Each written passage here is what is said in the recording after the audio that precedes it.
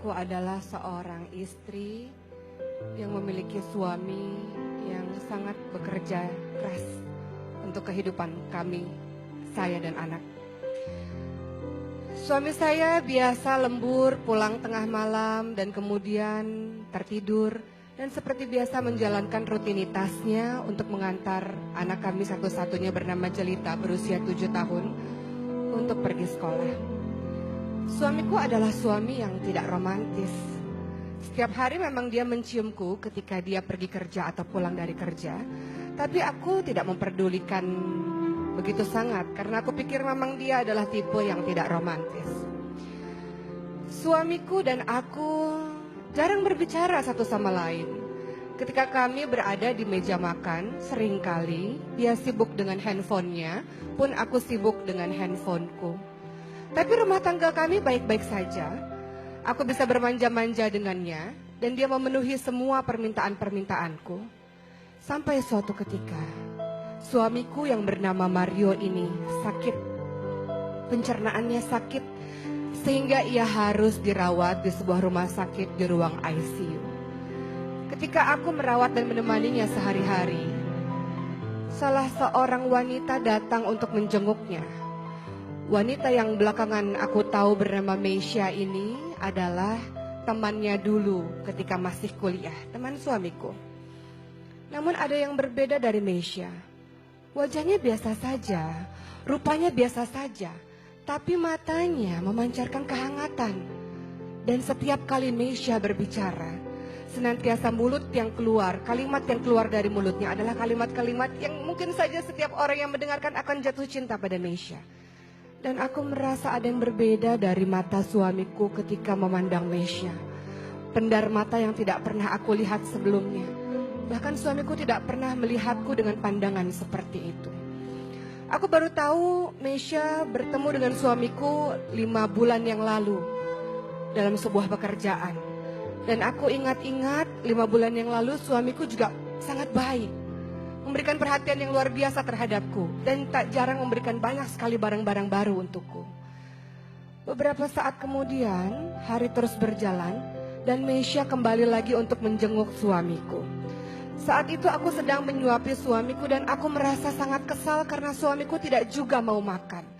Tubuhnya semakin lama semakin mengurus dan Meisha memberi isyarat padaku untuk memberikan piring tersebut ke tangannya. Dan aku pun menyerahkan begitu saja pada Meisha. Meisha mulai menyuapi suamiku. Dan makanan itu habis. Suamiku memakan setiap suapan dari tangan Meisha. Hatiku sakit sekali melihat pemandangan itu. Kenapa dengan tanganku sendiri suamiku tidak mau untuk menghabiskan makanannya. Tapi di tangan Meisha dia mau menghabiskannya. Kemudian aku merasa bahwa rasa sakit ini lebih sakit daripada aku memeluk tubuh suamiku dan suamiku membelakangiku. Aku berharap suamiku mau menciumku, tapi dia tidak juga mengunjungku. Ini jauh lebih sakit rasa itu. Dan hati ini lebih sakit rasanya dibanding ketika aku melahirkan anak Mario, anak suamiku itu dengan operasi sesar. Rasa sakit ini lebih sakit rasanya dibanding aku dicueki olehnya ketika dia sibuk dengan laptopnya atau dengan handphonenya. Aku sakit sekali melihat pemandangan di depan mataku suamiku disuapi oleh gadis lain.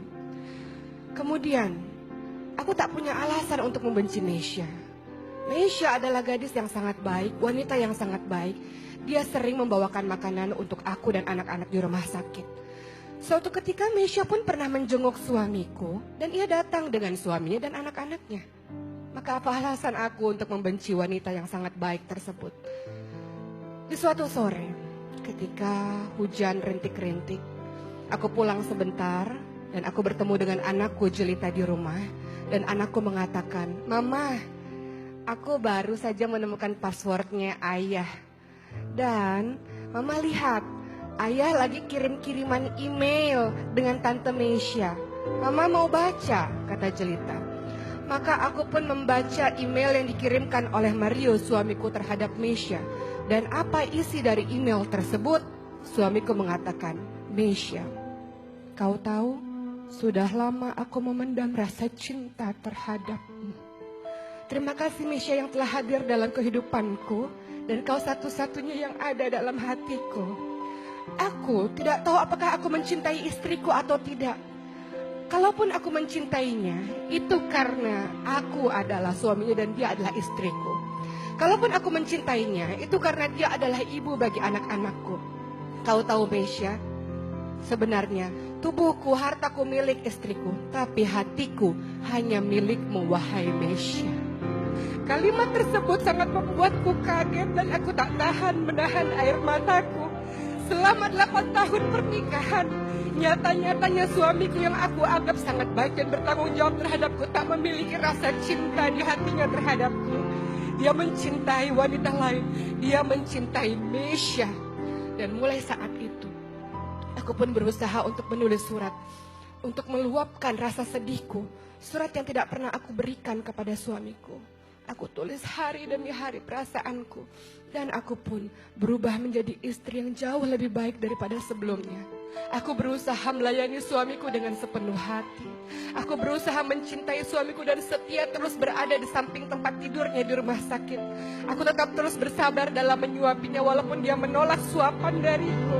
Aku berusaha untuk menjaganya siang dan malam. Dan aku seringkali tertidur di samping tempat tidurnya. Aku mencintai suamiku walaupun aku tahu dia tidak pernah mencintaiku. Aku mencintai suamiku, karenanya aku membiarkan dia untuk tetap mencintai Mesya dalam hatinya. Aku sangat mencintai suamiku, aku rela melakukan apapun, dan aku ingin menjadi istri terbaik untuknya. Suatu ketika, aku pernah membuatkan makanan untuknya, dan aku merasa dia sangat khawatir karena aku basah kuyup ketika aku belajar membuat makanan di tempat orang lain. Dan kemudian ketika pulang-pulang hujan deras, dia memelukku. Dan apa yang dilakukan oleh suamiku tersebut, dia merasa kasihan terhadapku. Dan aku melihat ada mata yang memancar kepadaku dengan perasaan penuh cinta. Apakah itu artinya suamiku mencintaiku? Entahlah. Setahun pun berlalu, apa yang terjadi? Ada Mesya dan Jelita di sebuah tempat pemakaman, dan Jelita dengan isak tangis yang menyerahkan begitu banyak surat kepada Mesya. Tante Mesya, ini surat yang dituliskan oleh mama yang aku gak pernah tahu ini untuk siapa, kata Jelita. Maka Mesya pun mulai membuka surat demi surat yang nyatanya surat tersebut ditujukan kepada Mario, sang suami Rima ini. Di dalam surat tersebut, sang istri Rima ini menulis, suamiku, aku teringat beberapa tahun yang lalu kita bertemu dalam sebuah kantor. Aku merasa aku begitu jatuh cinta padamu dan aku merasa engkau pun membalas cintaku. Suamiku, engkau tahu betapa aku sangat overprotective terhadapmu karena aku sangat mencintaimu. Aku sangat posesif terhadapmu. Aku ingin selalu tahu di mana engkau berada dan aku selalu ingin engkau senantiasa bersamaku. Tapi suamiku, aku baru menyadari bahwa semua yang terjadi dalam pernikahan kita adalah tidak seperti terlihat.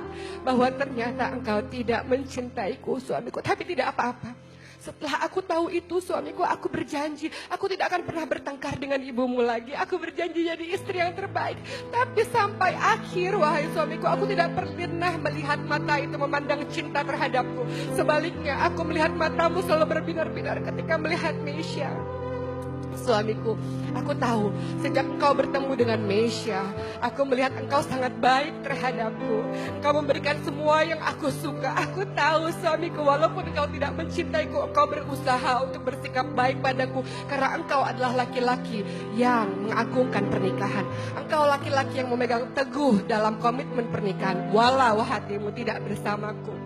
Maka suamiku, pada hari ini adalah hari pernikahan kita. Aku tidak ingin terjadi seperti 1 tahun yang lalu ketika engkau pulang dengan larut malam. Aku pada hari ini belajar memasak, suamiku. Belajar memasak rumah Bude Tati, suamiku. Aku menaiki motor dengan hujan yang sangat deras. Aku berharap membuatkan makanan terenak sedunia untukmu, suamiku. Aku berharap engkau bisa mencintaiku setelah merasakan makanan buatanku itu. Namun ketika aku sampai di rumah, kemudian aku melihat bahwa engkau merasa khawatir terhadapku. Aku kaget melihatnya, suamiku. Karena aku tahu aku tidak pernah melihat pandangan itu terhadapku. Dan apa yang terjadi, engkau memelukku. Dan engkau merasa sangat khawatir terhadapku. Aku melihat ada pendar-pendar cinta di matamu. Benarkah itu, wahai suamiku? Ketika Mesya menutup surat tersebut, maka berlinanganlah air matanya. Jelita, sang anak ini mengatakan, Tante Mesya, engkau tahu, mamahku pada saat itu sedang mengendarai motor dan menjemputkan aku ke sekolah. Lalu mama memarkir motornya di samping jalan. Mama dengan wajah bahagia dan sumringah berjalan menyeberang untuk menjemputku. Namun ternyata ada mobil yang sangat cepat berjalan dan kemudian menubruk badan dari ibuku. Menabrak badan dari mamaku dan kemudian mamaku terpental, wahai Tante Mesya. Dan aku sempat melihat badannya bergerak-gerak sedikit dan melihat ke arahku sampai akhirnya ia memejamkan mata untuk selama-lamanya. Mamaku sudah tidak ada lagi, wahai Tante Mesya. Maka Mesya pun tidak sanggup lagi menahan air matanya. Kemudian ia mengambil surat di dalam tasnya, surat yang sudah dia print, email dari sang Mario ini, dari suami istri yang telah meninggal ini. Surat yang sejatinya ia mau memberikan kepada Rima. Apa isi surat itu? Mesya, aku baru menyadari setahun belakangan ini istriku telah berubah menjadi istri yang sangat baik. Kau senantiasa menyarankan aku untuk mencintai istriku. Maka ketika itu dia pulang dengan keadaan basah kuyup dan aku sangat khawatir terhadapnya. Wahai Mesya, kau tahu aku berniat untuk membelikan mobil untuknya agar dia tidak kehujanan lagi. Bukan karena dia adalah ibu bagi anak-anakku, tapi karena aku baru merasa dia adalah belahan jiwaku. Ya Mesya, aku sudah jatuh cinta pada istriku. Terima kasih Mesya, aku bisa melupakanmu. Aku mencintai istriku. Surat itu di tangan Mesya bergetar. Ia ingin menyerahkannya kepada Rima, tapi Rima sudah tidak bisa lagi untuk membaca surat tersebut. Dan Mesya pun mengarahkan pandangannya kepada laki-laki yang bernama Mario yang memeluk sangat erat nisan dari seorang istri yang telah diabaikannya selama ini. Maka Mario memeluk nisan itu dengan sangat kuat dan ia menangis sejadi-jadinya tanpa berucap sepatah kata pun. Lihat, akulah suami, kata Mario, orang yang memang telah berselingkuh pikiran dan hati, memikirkan wanita lain, bukan memikirkan istriku sendiri. Maka Mario pun terus menangis dan Mesya mengatakan, lihat, inilah kisah bagaimana baru merasakan cinta yang sangat dahsyat ketika orang itu telah tiada. Kisah ini mendatangkan pembelajaran berharga untuk kita. Mungkin kita tidak berselingkuh secara fisik, tapi pikiran dan hati kita memikirkan pria lain. Pikiran dan hati kita memikirkan wanita lain. Rumah tangga yang sejatinya di dalam Al-Quran dikatakan sebagai mistakon